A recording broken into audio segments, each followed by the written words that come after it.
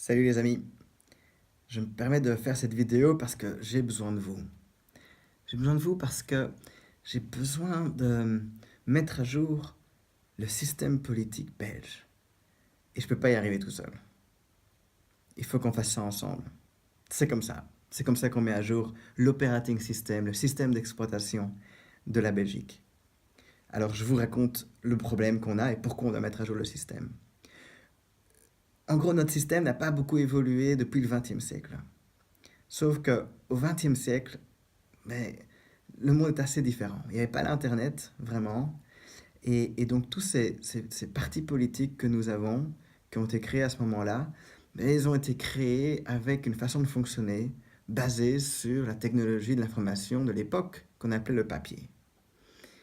Et, et du coup, puisque c'était compliqué pour eux de partager le papier, il fallait faire des photocopies et tout ça, eh ben, ils ont mis en place des process qui étaient basés sur des hiérarchies et beaucoup de contrôle. On ne faisait pas confiance aux gens parce qu'on ne savait pas avoir vraiment du feedback rapidement.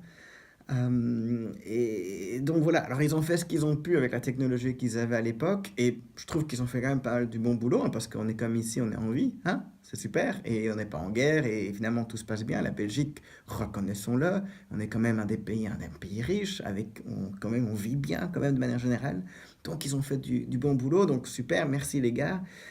C'était vraiment super. Euh, mais là maintenant, on est au 21e siècle. Euh, les enfants qui sont nés en l'an 2000, ils ont 18 ans, là maintenant, ils vont voter pour la première fois. Et surtout, on fait face à de nouveaux défis, qui n'ont rien à voir avec les défis du XXe siècle. Le défi du réchauffement climatique, les défis de l'immigration, les défis du travail, avec la technologie qui remplace beaucoup de boulot. Et, et puis, il y a plein de défis annexes à tout cela, évidemment. Le problème du zéro déchet, le problème de la mobilité, de l'éducation. Et on va pas y arriver avec un système d'exploitation avec Windows 95. Et pourtant, ben, les partis politiques, finalement, c'est un peu ça. Euh, ils ont ce concept de programme. Donc avant chaque élection, ils ont un programme.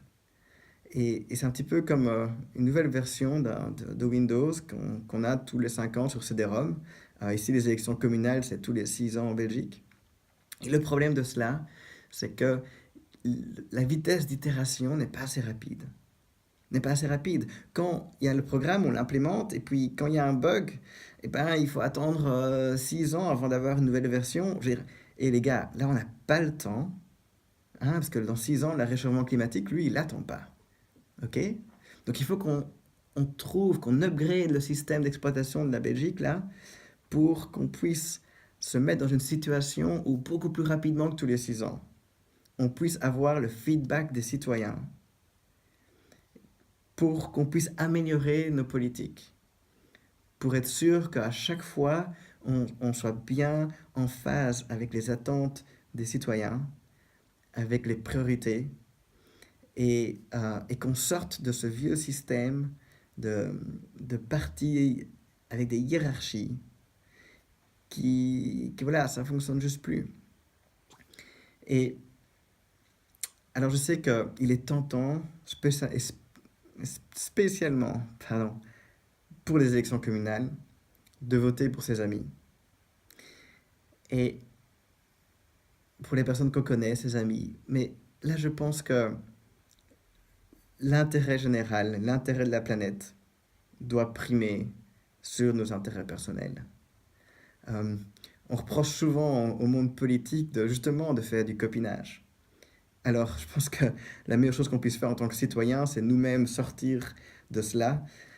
Et puis, après tout, il y a une raison pour laquelle, quand on va voter, c'est secret. Donc, vous pouvez dire pour qui vous avez voté, votez pour vos amis en public, mais et puis dans l'urne, au moment des élections, vous pouvez voter différemment. Et ce que je voudrais vous demander de voter, c'est de voter pour un nouveau système politique. Ne pas voter pour un programme qui ne sera déjà plus à jour dans un an. Et il y a une nouvelle génération de partis politiques qui commence, de listes citoyennes, à gauche, à droite, qui ont compris cela. Ça a commencé en 2015 à Barcelone, avec Barcelona and Como. Et, et vraiment, ce qu'ils ont fait, c'est de mettre, plutôt qu'un programme, un process. Un process qui remet le citoyen au centre, à travers des comités de quartier, mais aussi à travers créer des assemblées où les citoyens sont tirés au sort pour être sûr qu'il n'y ait pas d'envie de carriériste politique, euh, et pour être sûr que les citoyens soient bien représentés. Et donc, c'est ce genre d'initiative qu'il faut qu'on mette en avant pour mettre à jour notre système. Il y a à Anvers, je sais qu'il y a Burgerlijst. À Bruxelles, il y a Plan B. Et je pense qu'il doit aussi y avoir d'autres partis. Si vous les connaissez, faites-le moi savoir et j'en serais heureux d'en faire la promotion aussi. Mais s'il vous plaît, ne votez pas pour un parti du XXe siècle. Même si je sais qu'il y a plein de gens de bonne volonté dans ces partis-là.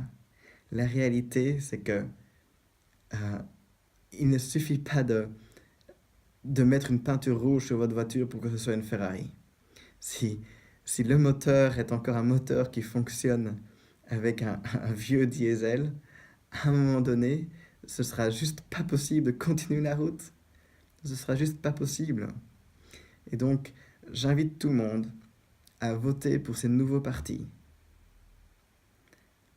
qui vont mettre en place un nouveau processus démocratique qui va nous permettre à nous, citoyens, de faire entendre notre voix, pas uniquement une fois tous les 6 ans, mais à chaque fois que le besoin s'en fait sentir. Je compte sur vous.